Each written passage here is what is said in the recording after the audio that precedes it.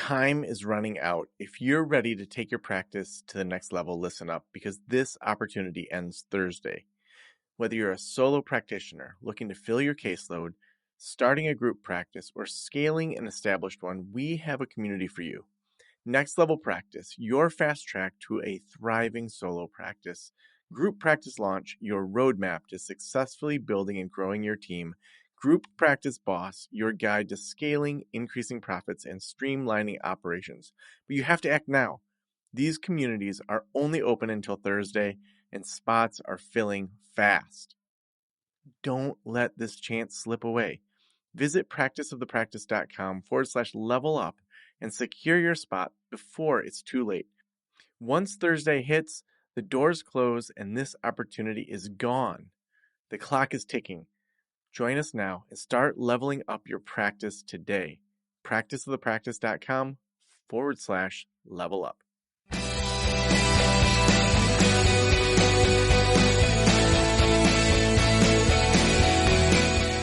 This is the Practice of the Practice podcast with Joe Sanok, session number 1078.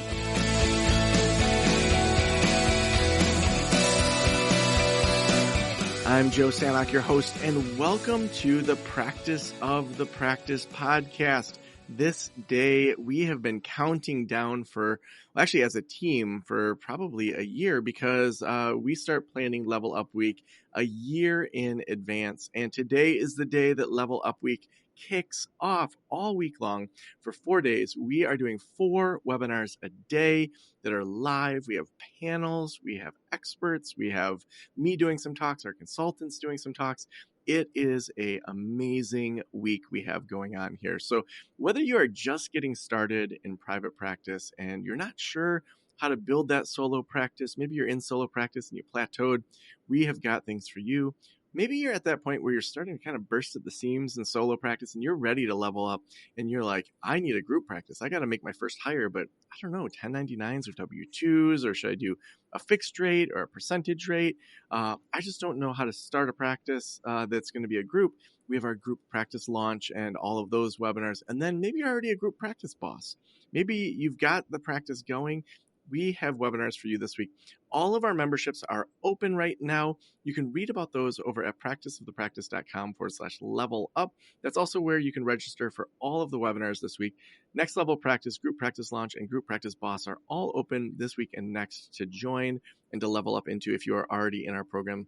You know, we have I think we're at like 300 or so members that are supporting each other. And just this morning, we did this thing where if people filled out a survey, they could potentially win some consulting. I was just talking to this lady this morning. We spent half an hour digging into time management, into kind of blocking out her schedule. And, you know, one of the things that stood out to me as we were talking, and she said, she reflected this back to me, was she said, I wasn't blocking out time in my calendar for time with my daughter.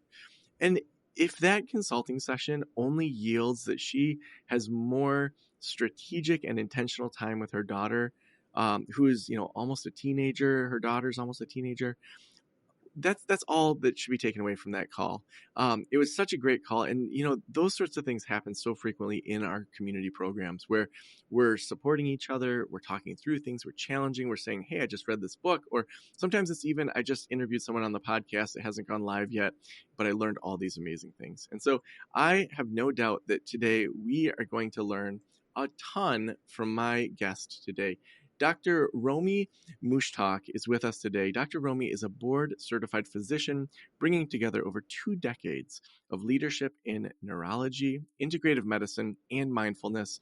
She's an award-winning speaker working with Fortune 500 companies, professional athletes, and global associates. Her brain shift programs improve mental well-being and help to build a culture of wellness. And her new book, The Busy Brain Cure, is a USA Today bestseller. Dr. Romie, welcome to the Practice the Practice podcast. Joe, it is an honor to be here with you and to serve your community. And I always just really start out with thanking anyone that took the time to put you and I between their ears today and made this time be of benefit to both them and their practice today. Yeah, it's amazing to think of people just, you know, kind of listening to our conversation of you and I talking about things and like learning from each other. Yeah, the listeners are amazing. Let's start with, so you've been doing different things in medicine for 20 years, and you've got this new book, The Busy Brain Cure. I want to go back though before the book, and just hear, was kind of integrative medicine, mindfulness, and neurology, was that always something you were interested in bringing together, or was that something that kind of came later in your career? Joe, I started out like I think many listeners in medicine, where I came from a legacy family of physicians. The only difference being the daughter of immigrants here in the United States. I was the first woman in both sides of the family to go on to college and graduate school. And Mm. from the time of birth, my dad had one success mantra over me, this idea that, he as a doctor came to the United States, and that success mantra was, I have one daughter and she will become a doctor. And I entered neurology, Joe, back in the 1990s, when it really, brain science wasn't cool or hip the way it is today. At that time, less than 1% of medical students went into neurology or psychiatry. Quite bluntly, we were the geeks and the freaks. I was very proud because less than 5% of brain doctors at that time were women. And I not only loved neurology, but I was in academic medicine initially, both seeing patients, doing cutting edge research on the role of women's hormones and brain health around epilepsy and migraines, and also teaching medical students. So that was my journey. And in the Busy Brain Cure, in the first few chapters, I journey and talk about how you can love what you're doing. Joe, we're going to I'm pause right gonna, here. yeah, I was just gonna have you pause because it sounds like, That is my poor 17 and a half-year-old dog. And he was out in the other bedroom and he is having one of his coughing fits and all oh, of that.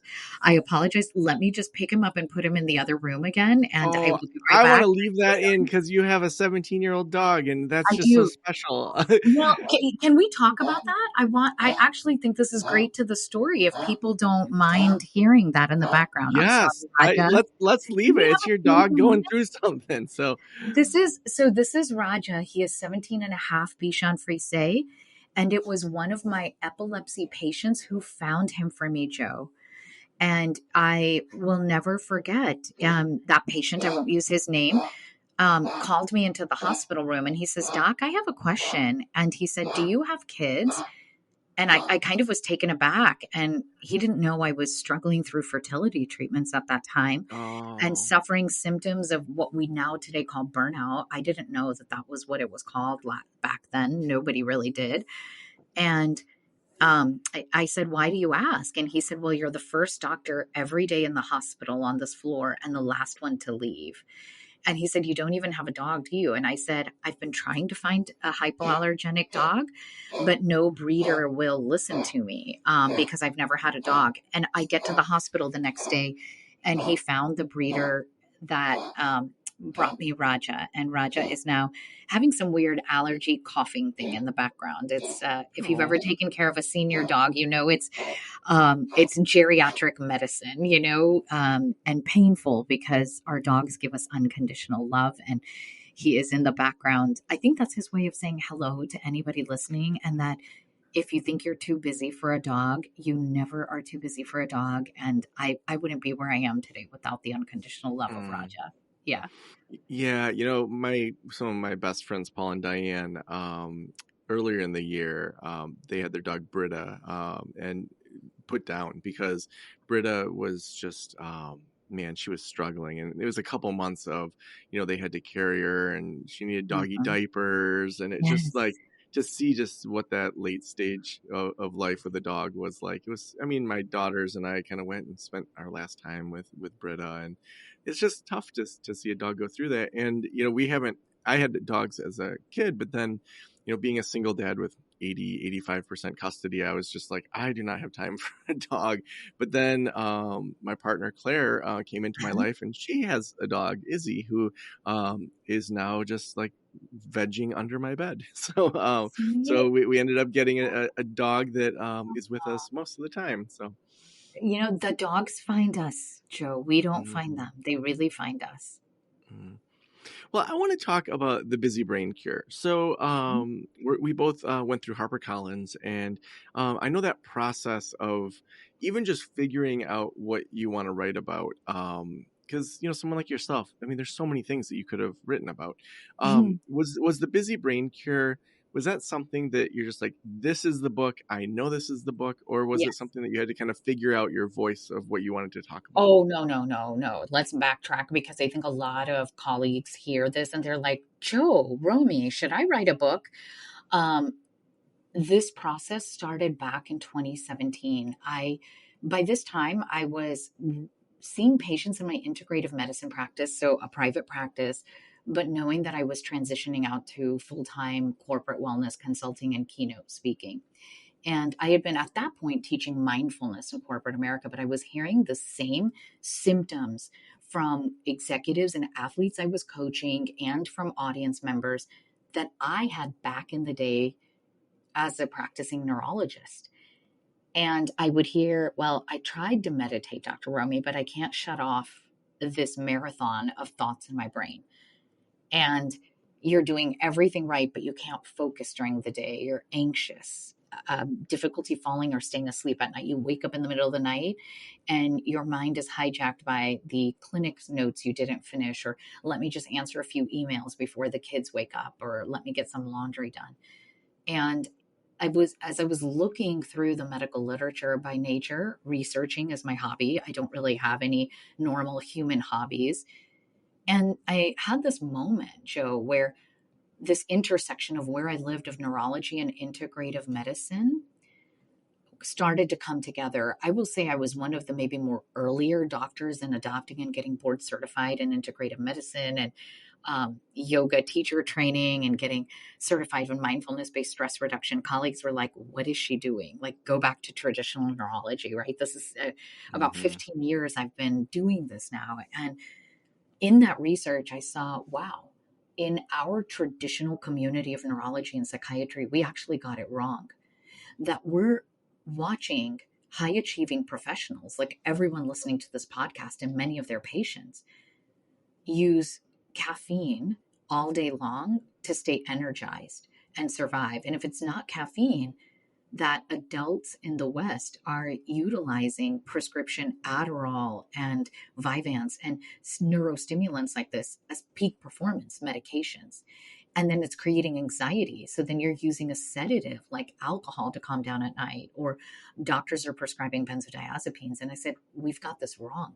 We ourselves, because I've been there, am on the stimulant sedative addiction cycle, a stimulant all day to live your life and survive work, and a sedative to calm down and try to be present with loved ones at night.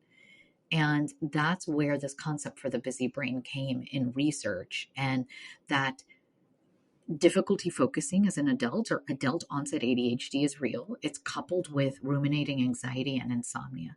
And those three symptoms make up the busy brain.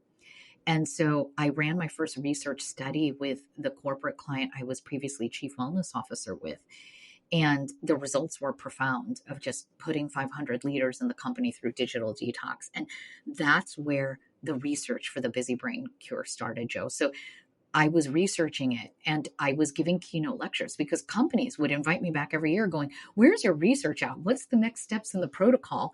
So the demand, Joe, for the book was already there. And when the editors in my imprint and HarperCollins reached out, they were just ecstatic. I was like, this is perfect, because by that time I had studied 17,000 people had taken the busy brain test, and we were digging through the data of what that looked like. And I had just researched the protocol, and we put the 8-week protocol that's at the end of the book.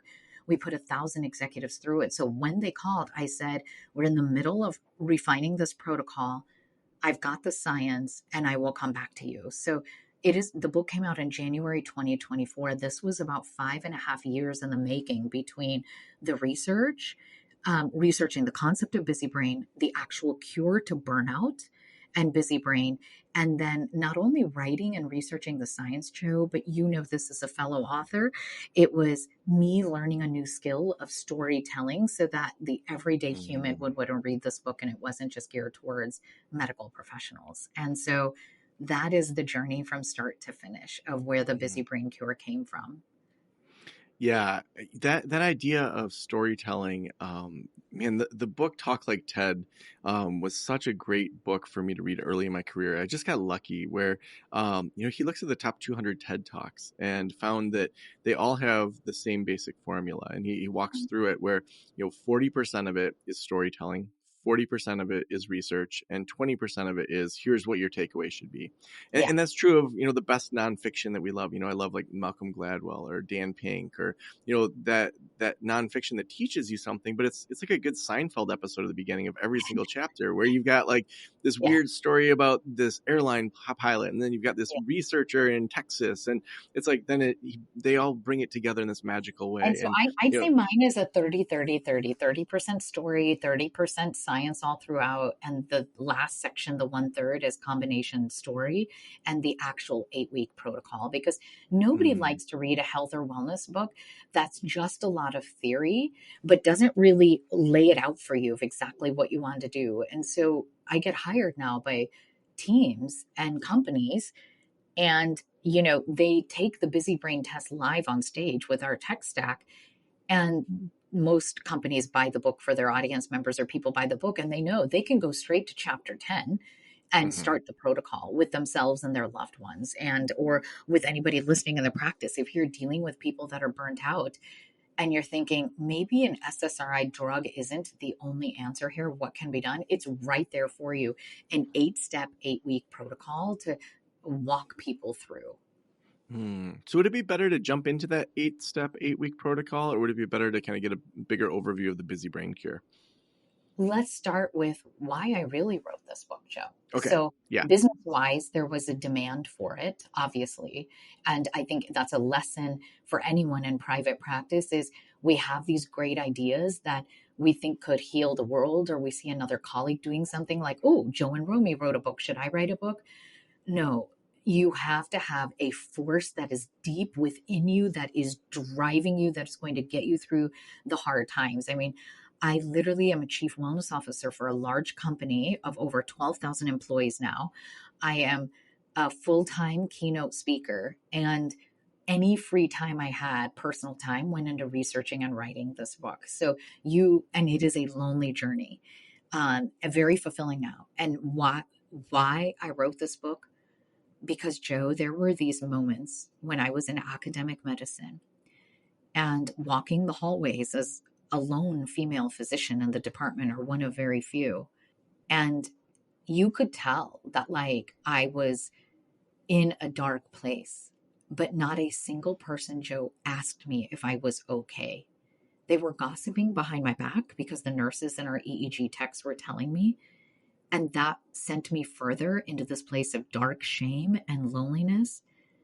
And I don't want anyone to feel like they're alone. And that's why you read my story in the book, and you read the story of other executives who went through the brain shift protocol to find their healing. And if anybody is in that place right now and you're like, oh, rolling your eyes, like I'm another statistic of the 47% of private practitioners who are feeling burned out, I just want you to know, my brothers, my sisters, your brain is not broken. Your mind is not a mess, and hope did not depart your soul.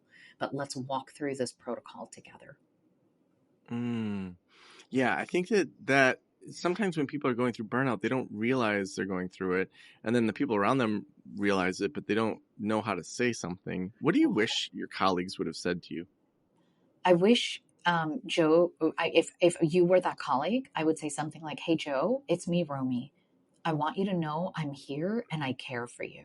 And that's it. I am here Mm. and I care for you. And allow you to just sigh like you just did, allow you to tell me what's going on, and just listen. It's something so difficult for those of us in the healthcare industry because we are trained on instinct to analyze and fix things. Mhm. And when I'm done listening, I ask you that simple question that we learn in mindfulness based cognitive therapy: tell me more. And how does that make you feel? And at the end, I ask, Joe, do you need me to listen, or do you need any feedback? 99.9% of people don't want a solution in that moment. They don't want to know what supplement to take, what labs they need to get, if they need a referral to a surgeon. They just wanted you to listen. And we have forgotten how to do that for each other as colleagues, as, you know, when you're employed and to, you know, your employees. And that is one of the best things we can do and give each other. And that is what I wish someone had let me know. I felt so alone. And then in that shame, Joe, I would look around and I'd be like, am I the only one suffering like this? And then I'd feel like a failure, and that I had failed my immigrant parents, and I had failed my ancestors, and I had failed all women coming up the ranks in medicine.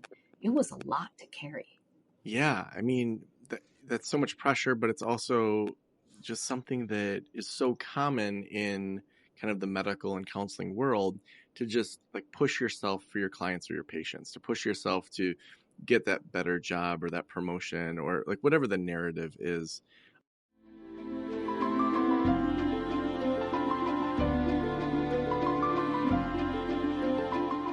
As a therapist, I can tell you from experience that having the right EHR is an absolute lifeline. I recommend using Therapy Notes. They make billing, scheduling, note-taking, telehealth, and e-prescribe incredibly easy. Best of all, they offer live telephone support that's available 7 days a week.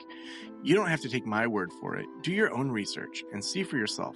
Therapy Notes is the #1 highest rated EHR system available today, with a 4.9 out of 5 stars on trustpilot.com and on Google.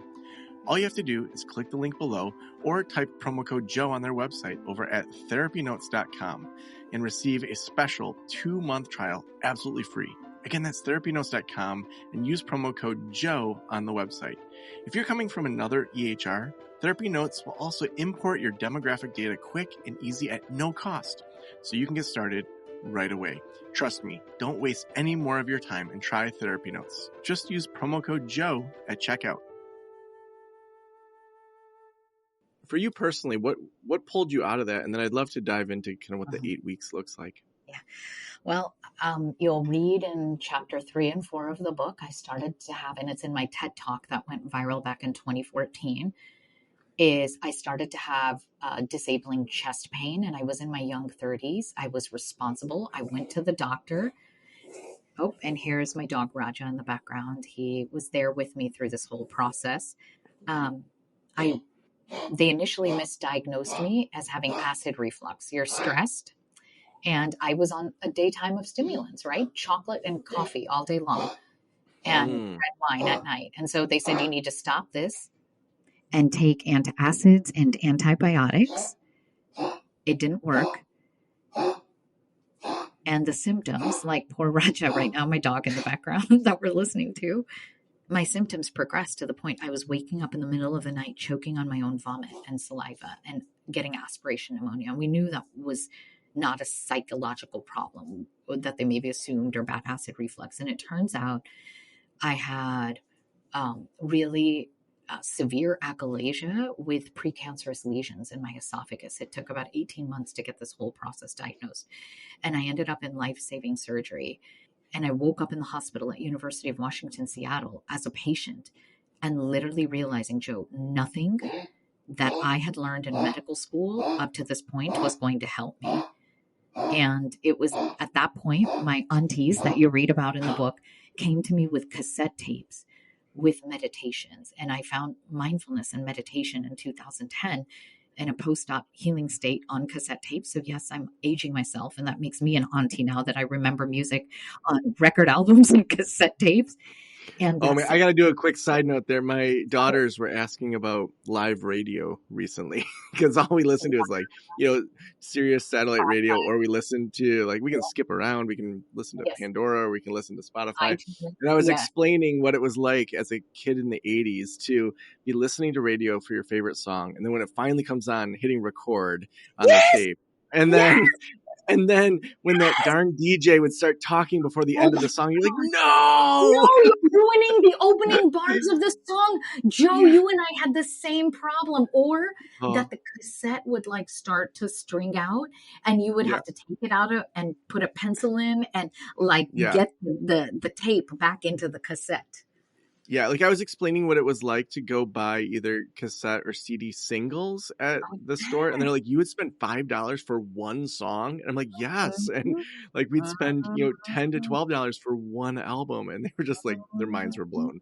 I know. Same, same. And so here I was in that cassette tape era. And that's what started me on a journey around the world to understand what I thought was my healing from global healing traditions. But then that aha Mm. moment of, oh my God, I can treat my brain and mental health patients very differently. And I came back and got certified in integrative medicine. So by that time, I had transitioned to private practice in community hospital neurology and then private practice integrative medicine before I am where I am today as the CEO and founder of the Brain Shift Institute, where we now work at scale in corporate America. Mm-hmm. We've got about 10 minutes left, and I know that it won't give justice, and people obviously need to get the book to get the full Oh, kind of we busy can brain unpack it. here. But Yeah, let's unpack it, and yeah. so that therapists can really kind of hear what these 8 weeks look like, to visualize it. Would love to just walk through that. Let's walk through that. Since, we're going to say we're asking for a friend because sometimes as practitioners, you said it earlier, we don't want to hear it ourselves, but we all have somebody in our life, personal life, or a patient that you probably saw today in clinic that fits this. Number one, recognize the symptoms. They don't come in and say, hey, Joe, I think I have a busy brain. They come in and saying, I can't focus and I'm angry because I have to start off my day every day with a venti latte and the barista put in whole milk instead of oat milk this morning. And they tell you it's just a venti latte, but it was really for energy drinks. And then they're in front of computer screens all day at work, multiple screens with multiple browser windows open on their computer screens and in their brain. And they can't focus. And something so simple as me saying hello to you on LinkedIn, Joe, is taking me 37 minutes because everything feels like a crisis in my brain. Every patient that's coming in with a question in the EMR, every email that goes unanswered, the text messages on your phone, you can't focus and you're like, I'm going to go stand on self care tonight. I am going to do what Joe and Romie said. And you go home and you can't take the edge off from work until you have a glass of wine or three. And if you don't drink alcohol, it's some overpriced supplement from an Instagram influencer that didn't work. And then you go to put your head down on the pillow, you're wired and you're tired, and there are 72 warring conversations going on in your brain.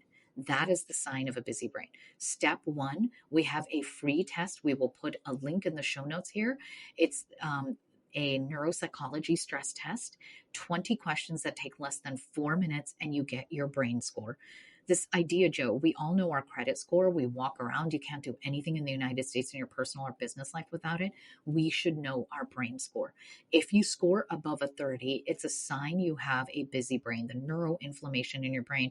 I walk through the science of that in chapters 1 through 5, what neuroinflammation in the brain means, very different from the acute stress cycles. Step two is if you have a score above a 50, it means now the neuroinflammation is starting to cause physical symptoms in your body.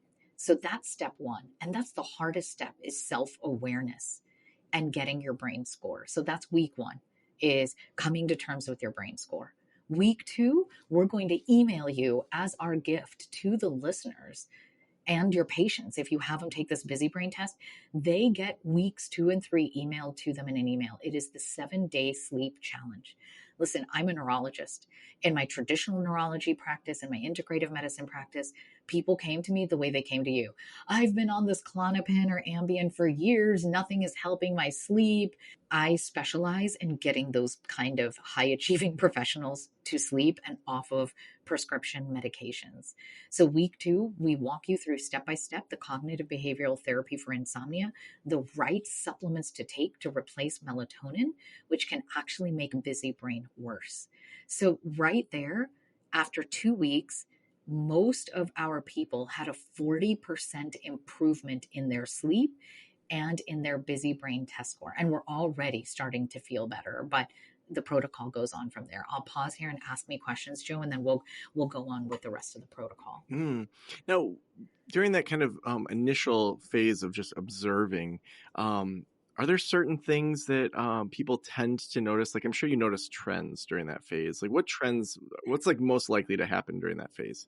So in week one, when you get your brain score, everyone has that aha moment, whether they're practitioners in healthcare or not, of Oh my God, my stress is related to my constant craving of sugars and my, pre-diabetes. Oh, my stress, is it related to my chronic back pain? I think that is one of the most profound things people have. And then there's a sense of relief that we've laid out a simple protocol for you to follow, 8 weeks, 8 steps of what to do, so that you're not feeling like it's a part-time job, that you have to go on a special diet or start a complex exercise program, where you're already busy running a practice and trying to have some semblance of a private life. Mm, yeah. Yeah. So kind of noticing what's happening and being able Uh-huh. to Yeah. really just like be intentional. Yes, be intentional. And then this idea that a lot of people in your network, certainly by the time they've come to me, they recognize and they have maybe worked with a therapist or done an online course about the voice of the inner critic or self judgment. In my book, that's the stories of the Indian aunties, and in their voice, always like, hi, beta, you're on a podcast talking science again, instead of asking Joe to find you your second husband, right? That's the negative inner critic voice. My research actually shows that that's a busy brain neuroinflammation. And if you're like, I don't need another, inner critic course, no, you don't. You need to heal busy brain. And I think that's the one thing that's getting in the way of anyone running their private practice, is that negative talk and ruminating, that will get you out of your own way. And so heal that busy brain, is really that intentionality as well. It's good Mm. for your health and brain health, and it's good for your business. Romy, what else is there in kind of the protocol that comes Mhm. next? In weeks 1 through 4, it's all about restoring your sleep and sense of sanity and really helping you get rid of your pajama time with your EMR right before bedtime. I really want to double click on weeks 5 through 8 of the protocol, which are about Yeah. restoring your energy and daytime focus. The key that we do here is, I want practitioners to know for themselves and their patients, we do not put anybody on a diet. Diet is a 4 letter curse word. I do keynote lectures for a living. Only once in my career have I gotten a standing ovation in the middle of my talk, and that was the American Counseling Association, when I showed them the harm on stress and burnout and psychology that diets do. We actually, when we put anybody on a diet, I don't care whether it's vegan, keto, paleo, anti inflammatory, Mediterranean, we're actually creating more stress and trauma and guilt around food. So, this protocol actually allows you, Joe, to eat comfort food and me, so that when your teenager says, hey, dad, let's go out for whatever her favorite food is, you can do so without having guilt and shame once or twice a week. I was just traveling, visiting friends in San Diego, and enjoyed fish tacos and all of those, and french fries on the side and chips and guacamole, right? And but the protocol actually helps you. So week 5, we say, if you're going to have caffeine in any form, then you're not going to have a high glycemic carbohydrate 1 hour before or after. So the example is, I was eating french fries or chips and guacamole. Those are high glycemic carbohydrates. No caffeine 1 hour prior or after. In our protocol, most people chose caffeine and naturally gravitated away from white flour, white sugar, white rice, white potatoes. And Mm. week 2 is as simple as adding 1 to 2 servings of healthy fats to every meal. Literally throw pesto sauce or avocados in your eggs in the morning. I put a couple of spoons of olive oil in whatever I'm eating for lunch and dinner. It's that simple. And they're all the research, and this, Joe, working with HarperCollins, they double and fact check all of your research, over 400 research articles. They are in the back of the book. We break it down for you. It is amazing how focused and happy and healthy our executives and athletes and even healthcare providers who went through this protocol were feeling. And the best part, not only did the brain bloating go down and that sense of busy brain, but so did their belly, and people were dropping dress and pant sizes. And now you were calm, walking into your practice, feeling in control of your schedule instead of your schedule controlling you, and being able to shut off everything that's happening at work when you're on your drive home and ready to have that personal time with your family and our 4-legged fur babies. Mm. I love it. I can't wait to read the book. The last question I always ask is, if every private practitioner in the world were listening right now, what would you want them to know? Two things is you are not a statistic in burnout. I want you to know that my name is Romie. I'm here and I care for you, and you're not alone. Number two, make healing your busy brain and the burnout a priority. We go through the data in the book of how it will negatively impact your productivity, your ability to focus, and your business bottom line. That in your private practice, everything feels like it's a competing agenda. Your EMR, the billing, on social media, getting Google reviews, um, you know, adding concierge services to your practice. And when you heal your busy brain, you're able to actually thoughtfully with your financial folks look at your revenue, your quarterly statements, your profit, understand your KPIs, and stay focused, and not have what I call that shiny entrepreneurial project syndrome, where everything you hear on this podcast feels like, oh, I have to do it now, but rather have a measured, calm, healed, busy brain so that you can focus on what's going to create the most impact for you. So awesome. If people want to get the book, if they want to follow your work, where should we send them? Yes, the Busy Brain Cure is sold globally in English and 8 other languages. Anywhere books are sold, in stores, online, on Amazon, Kindle, Audible. I'm drromie.com, ROMIE, on Instagram, LinkedIn, my website. You can yourself or send your patients there to take the Busy Brain test for free. So amazing. Thank you so much for being on the Practice of the Practice podcast. You're welcome, Joe. Thank you. And my dog, Raja, thanks you.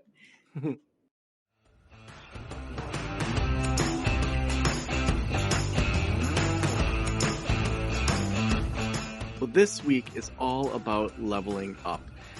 We are leveling up together with all sorts of trainings this week. We're also leveling up in our membership communities, going from, hey, I'm not in one, to maybe you're starting a solo practice and you might be in a solo practice. Join Next Level Practice. That's for solo practices. Maybe you're leveling up into launching your group practice. That's Group Practice Launch. And if you are a group practice owner and have at least hired your first clinician, Group Practice Boss is where you're eligible. So you can read all about our membership communities. You can read all about all of the things that we're offering this week totally for free over at practiceofthepractice.com/level up. Also, we couldn't do the show without our amazing sponsors. Therapy Notes is our EHR that we recommend. They are just amazing. You can do HIPAA-compliant video, billing, scheduling, all of that through Therapy Notes. It's all included. Use promo code Joe at checkout, and you're going to get a few months for free. Also, then they know that this podcast sponsorship is working for them. So again, that's therapynotes.com, and use promo code Joe at checkout. Thank you so much for letting me into your ears and into your brain. Have a great day. I'll talk to you soon. Special thanks to the band Silence is Sexy for that intro music, and this podcast is designed to provide accurate and authoritative information in regard to the subject matter covered. It is given with the understanding that neither the host, the producers, the publishers, or guests are rendering legal, accounting, clinical, or other professional information. If you want a professional, you should find one.